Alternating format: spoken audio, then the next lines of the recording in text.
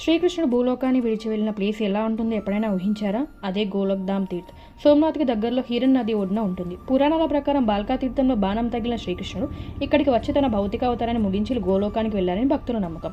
ఇక్కడ interesting thing ఏంటి అంటే బలరామ గుహ అని ఒకటి ఉంది. బలరాముడు తన అవతారాన్ని ముగించి ఆదిశేషుని రూపంలో దివ్యధామానికి వెళ్ళారని పురాణ కథనం. గుహ కొంచెం కిందకి ఉంటుంది, కొన్ని మెట్లు దిగి వెళ్ళాలి. అది బాగుంటుంది. ఇక్కడే గీతా మందిర్, లక్ష్మీనారాయణ మందిర్ కూడా ఉన్నాయి. అందుకే గోలోక్నాథ్ ఒక తీర్థం కాదు, శ్రీకృష్ణుని కథను మన కళ్ళకు కనిపించేలాగా ఒక మంచి అనుభూతి ఇస్తుంది. ఇది త్రివేణి సంగమం. హిరణ్, కపిల, సరస్వతి అనే 3 నదులు కలిసి पुष्पांजलि समर्पयामि। दो हाथ जोड़ के त्रिवेणी मैया की प्रदक्षिणा करें।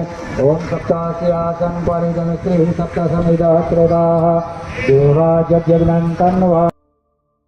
వచ్చేసరికి హారతిస్తున్నారు. అక్కడ లెఫ్ట్ సైడ్ కనిపిస్తున్నది హిరణ్, రైట్ సైడ్ కనిపించేది కపిల, సరస్వతి అంతర్వాహిని. సో సోమనాథ్ వస్తే ఈ ప్లేసెస్ అన్ని తప్పక దర్శించుకోండి. స్టే